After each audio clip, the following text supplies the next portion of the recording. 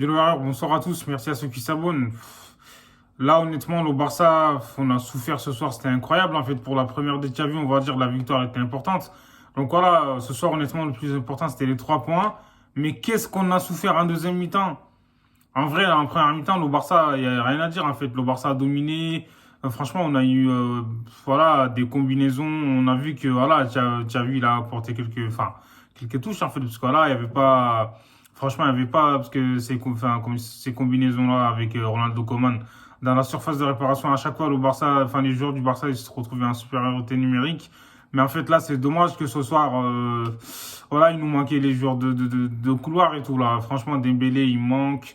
En dessous, facile, pareil, tu vois, franchement, avec eux, je pense que laisse tomber, ils vont faire la différence, en fait, parce que Memphis Depay, des fois, il surjoue trop, en fait, il est tout seul, des fois, il force, ça sert à rien de forcer, tu vois, il joue pas rapidement.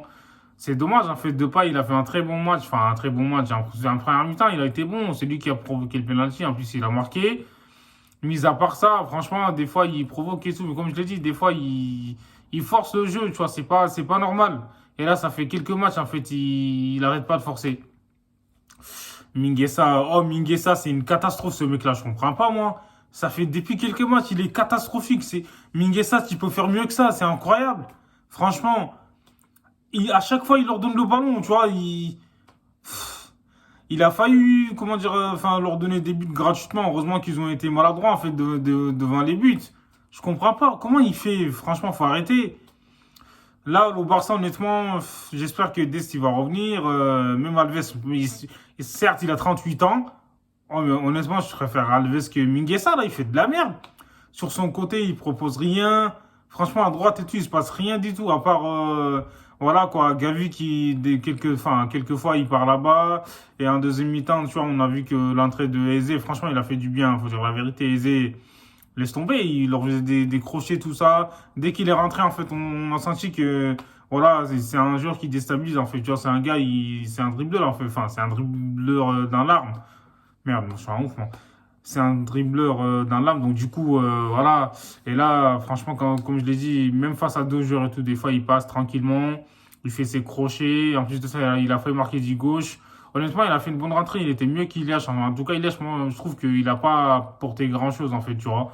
Et là, ce soir, offensivement, en première mi-temps, le Barça a dominé, il n'y avait rien à dire. Faut dire la vérité. En première mi-temps, c'était 100% Barça. Et en deuxième, je pense que, je sais pas, la fatigue commençait à s'installer. Donc, du coup, on a vu que Xavi, il a eu, enfin, il a, comment dire, on sait comment dire, il a eu des effets, en fait, par rapport au jeu. C'est-à-dire qu'il y a déjà l'effet Xavi, mais, ça peut pas, c'est pas un magicien, ça peut pas prendre, enfin, Xavi, il est pas magicien, comme je l'ai dit, il peut pas changer le Barça en un match, en fait, tu vois. Donc voilà, faut lui laisser du temps et on verra avec le temps ce que ça va donner. Parce que pour moi, en fait, en tout cas, j'ai confiance en Xavi parce qu'il connaît la maison. En plus de ça, l'identité du Barça, il connaît. Et franchement, avec sa motivation, son énergie, tu vois, il est optimiste et tout. Donc du coup, voilà, Xavi, honnêtement, moi, j'ai confiance. Mais là, en deuxième mi-temps, j'ai eu peur. Je pensais qu'ils allaient égaliser, en fait. C'est incroyable, ça. Tu vois, ils ont fait des poteaux, des coups francs, comme je l'ai dit, des coups francs, en fait, alors qu'on ne doit pas faire faute, en fait, dans ces zones-là, tu vois. Et là, le problème, c'est que sur les têtes et tout, je comprends pas les défenseurs du Barça. Munguessa, il est à la rue, il est aux abonnés absents. Ah, c'est incroyable. Jordi Alba, il était allongé, on dirait, il s'est cru à la plage, en fait. C'est incroyable. On dirait qu'il était en train de bronzer. C'est un truc de fou. En défense, franchement, c'est catastrophique. On est encore, voilà, en galère. J'espère que Xavi va résoudre ce problème-là, là.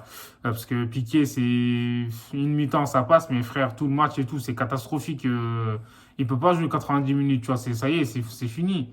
Et là, comme je dis, il y a des points positifs et j'espère que on va récupérer les blessés là et ils vont nous faire énormément de bien.